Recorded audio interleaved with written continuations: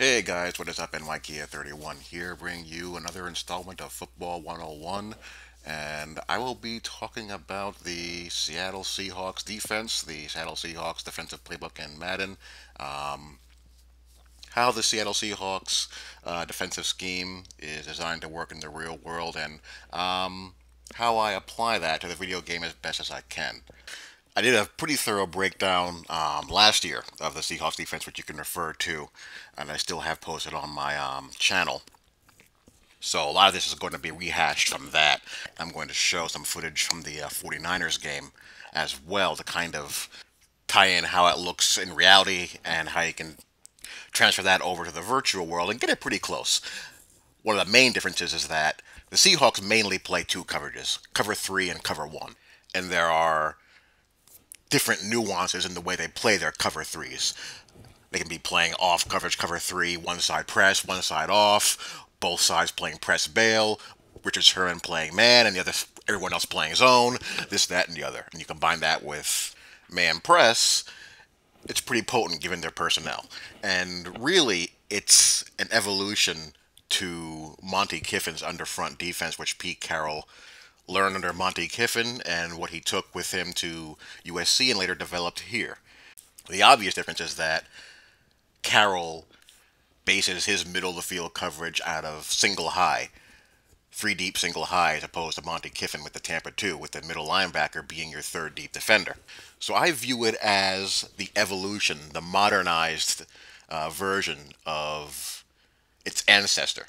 It allows you to play three deep zone, and as well as have the flexibility to play eight in the box and still not lose that much in coverage if you have that dynamic hybrid safety like Cam Chancellor, who's basically a linebacker with defensive back type athleticism. In the game, I play this style with the Jets and with the Jaguars in online league, and it works pretty darn well. What you have here is your standard underfront, your 4-3 base underfront that the Seahawks employ. And one of the things that makes it unique is the personnel they like to use as well as how they're aligned. What the Seahawks like to do is they like to play a under or over front, and they require their defensive linemen to be space eaters as opposed to the traditional underfront where you're talking about gap penetration. You want guys to play single gap, shoot, penetrate, cause disruption. He kind of blends some 3-4-2 gap principles with the traditional 4-3 under by combining alignment as well as personnel. Like looking at the defensive lineman from your left to your right. On your left, you have the defensive end in a traditional underfront. He'd be more of a five technique player, lined up either head up on the offense's right tackle, or maybe slightly outside the outside shoulder of him. In their system, he's more of a two gap player. He's responsible for, to your right, the B gap, as well as to your left, the C. He's got to be able to hold his ground and to help that outside, not the outside, but the inside backer, the middle linebacker, scrape over and attack that gap, the C gap if he needs to scrape over, or attack that B gap. And also make it a little bit harder for the strong side backer to get kicked out and hooked. If anyone gets kicked out, there's massive problems. You have Cam Chancellor there to your left as well in the box for additional support. The other unique thing that they do is that they tilt their one technique nose. You see how he's tilted there? And again, he's a two gap player, and tilting him puts him in a position where he just has to be double teamed most of the time, which helps freeze up the three technique defensive tackle and the Leo, which I'll get into later. It all works together. If he can't hold down both sides of that A gap, the weak side backer is going to be in a world of hurt. He's going to have a nice little mass of humanity coming to smack him right in the face. He also helps to keep the strong side A gap middle linebacker free, and also helps to keep him free if he has to pursue or scrape over to the weak side A gap. And to the right of him, you have your three technique defensive tackle. Prototypically, he can afford to be a more athletic Gerald McCoy and Dominican Soon type of guy. Again, he's lined up On the outside shoulder of the weak side or right guard, inside shoulder of the offense's left tackle.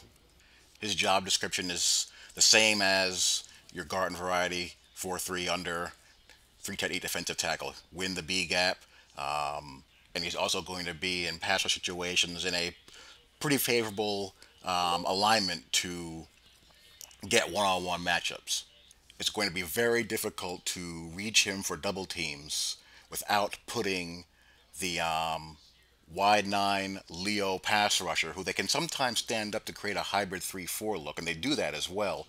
But it's very difficult to create a double team on the 3 technique without leaving your wide nine Leo pass rusher, your stud edge pass rusher, with a massive mismatch, either one on one with a tight end or a back, generally speaking.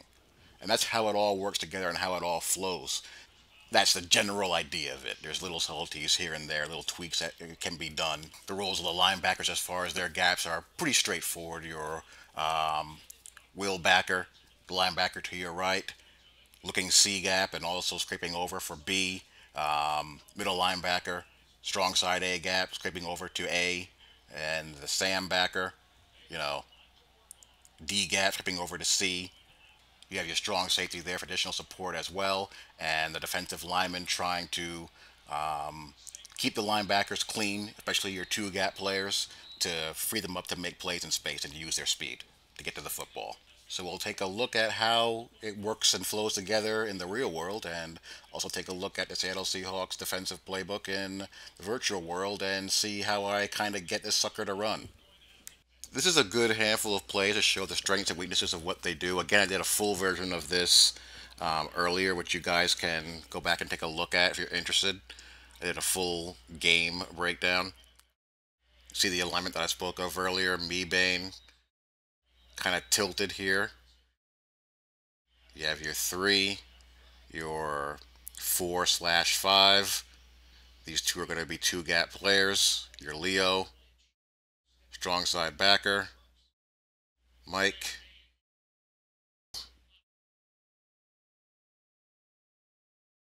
This looks like Maxwell. Maxwell in a press alignment. Sherman on the left side as customary left side, off coverage. Cam Chancellor in the box, head up against the slot. And Earl Thomas is really fascinating to me to watch because he plays a really shallow, deep safety. Most guys I watch, they're lined up back here. But you can do this when you run 4-4-5 and you have great instincts. They adjust the motions so they don't get outflanked.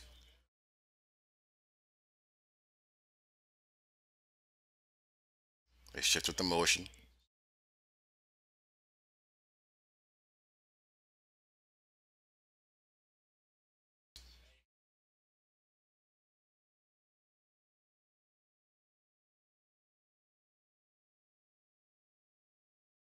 Deep middle. Nice little redirect here. Chancellor in the hole. He's bailing. Sherman's bailing, looking inside.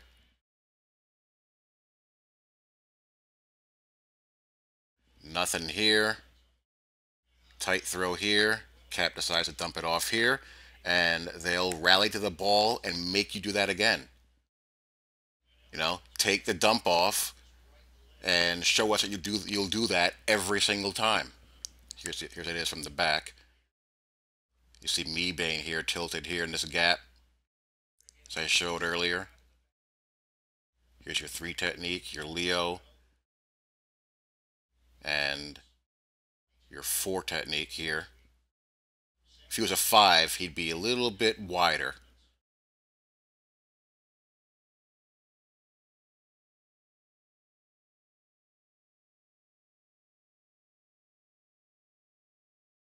They'll shift a little bit to the motion. Now he's going to be a little bit wider in a 5. Not a 5, that's more like a 9.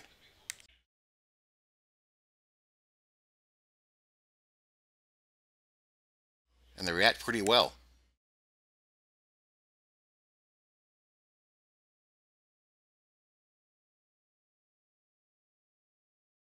And this is where they just eat you up. This is a really tough alignment to run any type of trap or power against. There's just too much mass, too much congestion to really be effective pulling people. I mean, look at that. Bennett's already upfield. Me Bain has given no ground. It's just too much mass. It's just not going to work.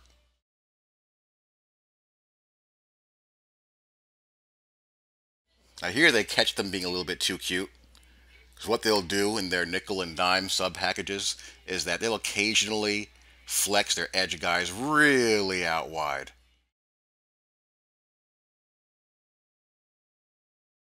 And it creates a giant bubble on this side. And Kaepernick says, okay, we'll run it there. Sometimes you get it wrong. You get that you make your move, and sometimes someone gets you. But here they get called for a penalty.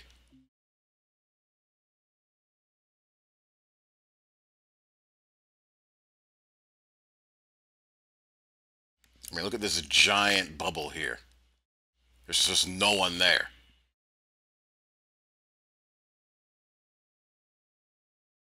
Sometimes in the game of chess, someone checkmates you. It's a guy missing the hole. He's off, but they get called for a penalty, so it comes back.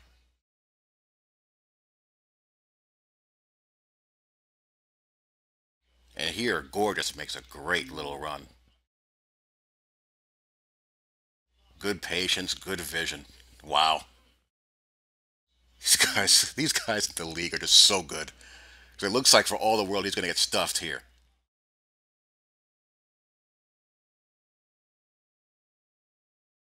Rebane draws a double. Here's Williams.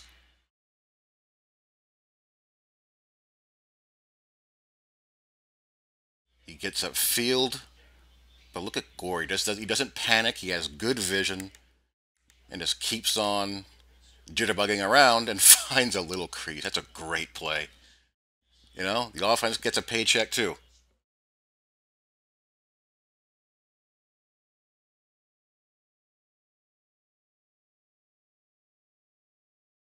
Maxwell kind of shows his hand a little too soon. So I want to show here. Looks like a press man look here. Chancellor again is in the slot. And what makes Chancellor so special, and I actually underestimated how good he was. I really didn't get an appreciation of how good he was until the Super Bowl game because I thought they'd be able to expose him in space. He is an absolute stud. They can put him head up on a wide receiver and not lose much. And again, Sherman's down here.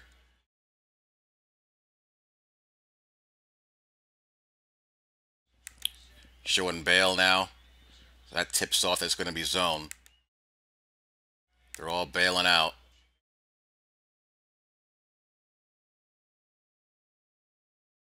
You're not going to get anything there. That's going to be a very tough throw, far side of the field.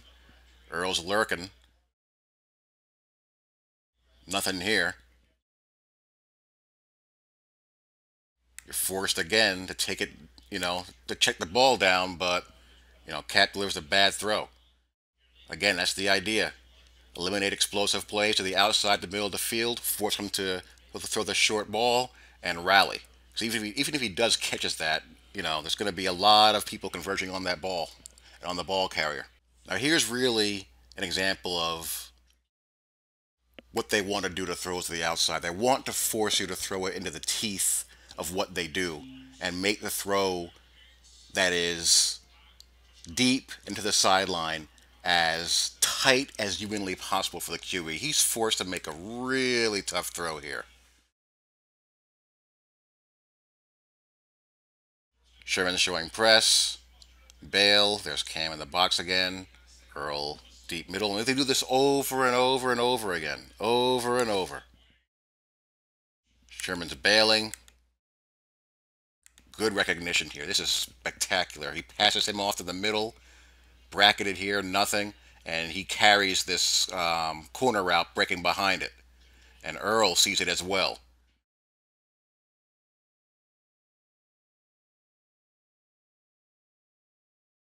That is a very, very tough throw. Really tough throw to make. But again, what did I tell you? It's human nature to eventually try to force it. You get sick and tired of, throwing checkdowns all game that you're eventually, you know, you're going to take a chance. It happens in real life. It happens in the video game world as well. It's just human nature to say, screw it, I'm taking a shot.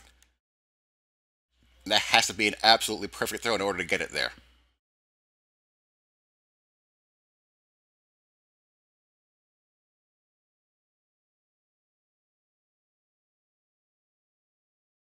Makeable, but it's tough. And here they're going to show Cap just complete utter disrespect. They're showing blitz all the way. They bring it. They're bringing one, two, three, four, five, six. This is man one all the way behind it. Tight windows. No one's open. Cap goes down. So this they do a little bit more this year as opposed to last year because their base rush isn't as good. You see Avril standing up.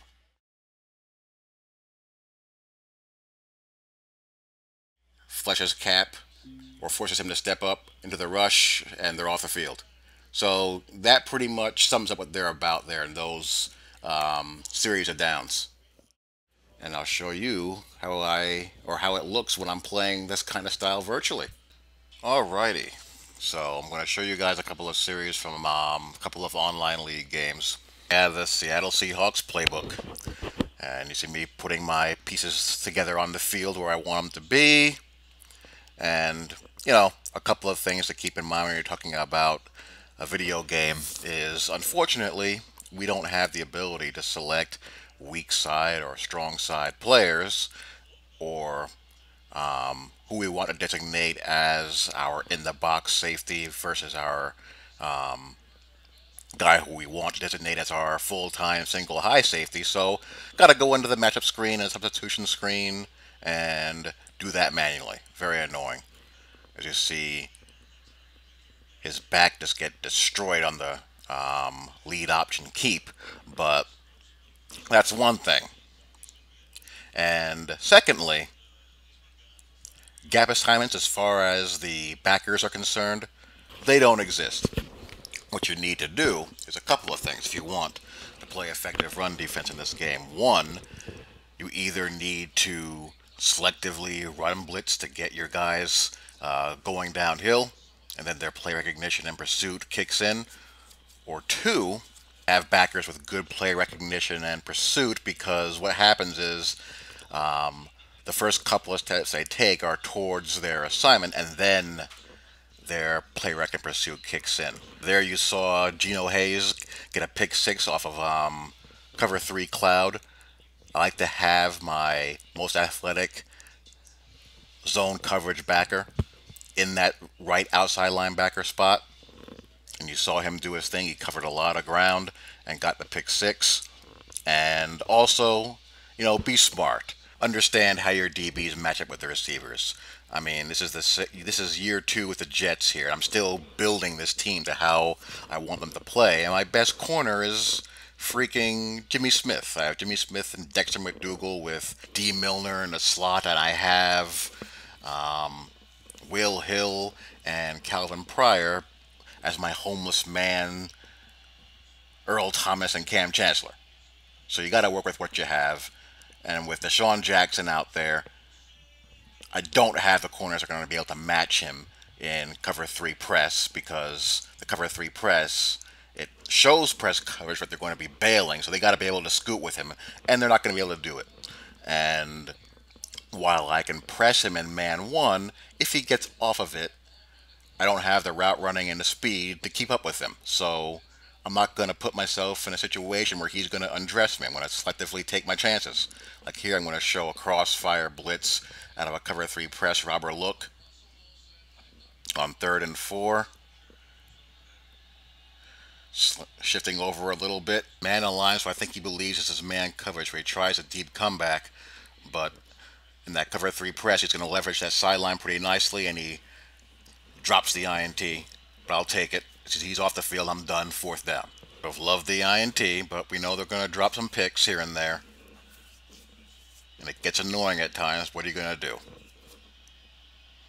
So here, another series. My nickel and dime, I'm putting in my fast guys and taking out the fat people. I'm just making sure that my pieces are in place in my 4-3 over and under and over plus. This is against the Houston Texans. And I'm playing a little bit more single high, cover 3 press looks here because I match up a little bit better athletically with his receivers. And I'm okay giving up that shallow crosser. Because again, only you're going to take that consistently down after down after down without trying to get greedy. I have no problem giving up a 4-yard completion. 4-3 under front. What am I going to call here? Probably going to call. I think I call the zone blitz here. I'm controlling my free technique, Muhammad Wilkerson. And he runs a little angle route out of the backfield. So, okay, so far he's, being smart and taking what's there. There are ways you can counter that, as far as if you're not going to be using a linebacker or a hook zone defender, as far as adjusting your zone depth, or maybe do a adjustment where you drop a defensive lineman into the hole. That's also, an option. You're going to give up some pass rush if you do that, but at least you'll disrupt that read. It's a straight man press coverage, but he runs the ball, and Demario Davis crunches him. Now, the defensive line, they'll play their gaps pretty well against the run. The right guys get doubled more often than not on these zone run plays, and same thing with in pass blocking situations. You'll occasionally have some wonkiness here and there, but more often than not, the right matchups get doubled based on alignment.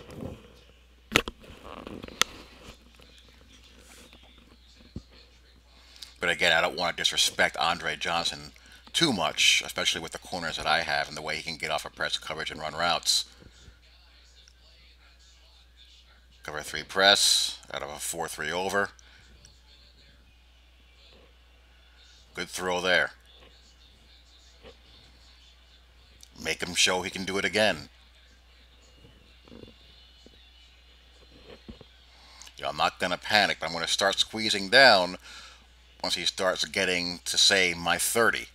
I'll be a little bit more aggressive and try to force a field goal attempt or get a turnover.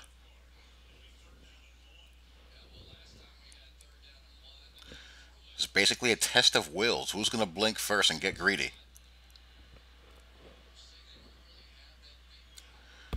Trying a little play action, but Muhammad Wilkerson, I'm using him. He's got 91 power move. He wins, and I get the sack. I was in cover 3 cloud that time.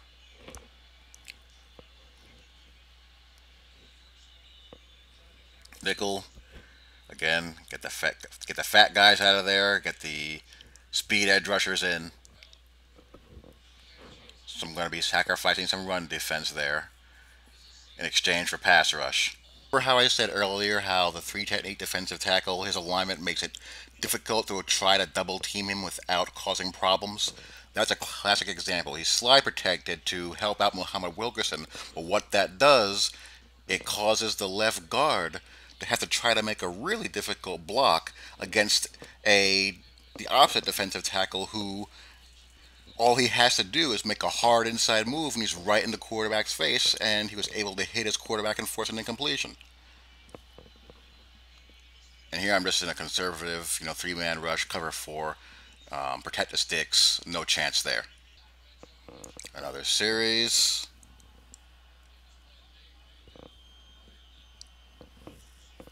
And what do we have here?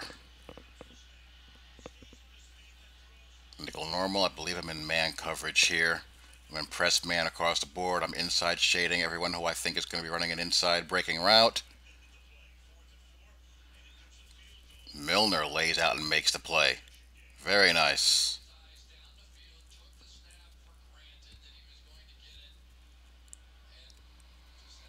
And one more possession.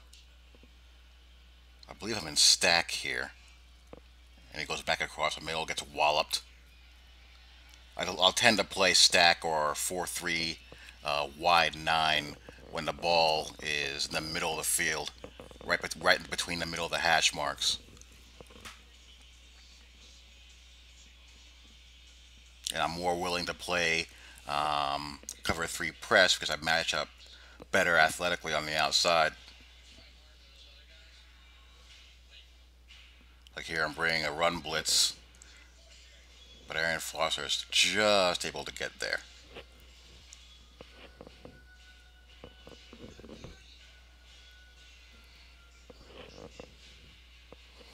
So now back to making him try to be patient, or forcing him to be patient. Make sure I have my DBs in the right spots. I always want Will Hill to be playing center field. I always want Calvin Pryor in the box. Cover 3 press again. That time Arian Foster pops through. They got a good, run blocking defensive offensive line. That's okay. They're allowed to have success every now and then. Now you're probably thinking to yourself, what about these nerd exploiters online who like to take control of the deep wide receiver and try to rocket catch? What you're going to have to do against those people is take control, click on the corner, and go for the swat. That's your best bet as far as breaking those passes up.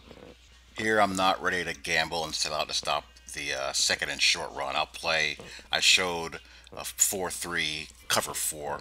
I mean, if you tried to run it outside on a stretch play, I have, the backers flowing there initially. If you ran it out the middle, which you did, you'd probably get it unless I get a block shot out of my defensive line, which was possible, but just didn't quite happen there. That's okay. I'm going to stay in my little envelope here until I'm forced to get out of it.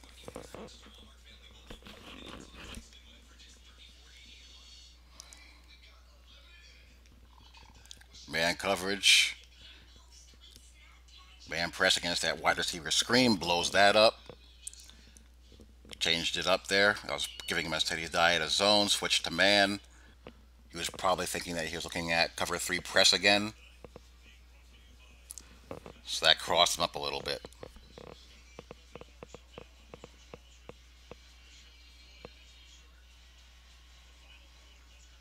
Dollar. I don't really like to go with a 3-man rush too often, so if I'm in the dollar or a quarter, chances are I'm sending someone.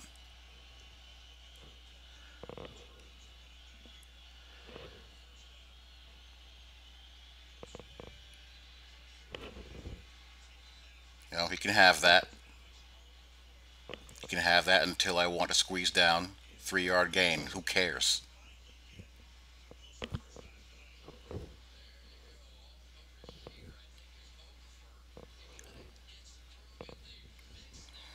Dime, that means speed rushers are in. Muhammad Wilkerson will always be in the game, though. But I add another pass rushing defensive end since Sheldon Richardson's more of a run defender.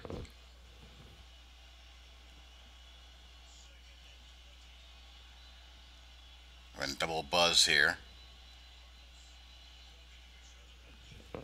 Good throw.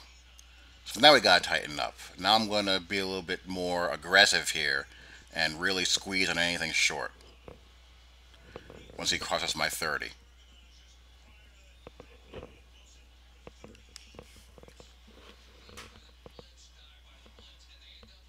4-3 under. I'm going to get more aggressive now. I'm going to squeeze down and have him play a bit more shallow on those hooks. And I'm going to bring an extra rusher, the outside backer. And again, they're going to eventually force the ball deep. It's very hard to be patient all drive long, taking checkdowns and shallow crosses, and we get the INT. So that's it, fellas. Hope this was informative and you guys enjoyed it, and I'll talk to you all later. Peace.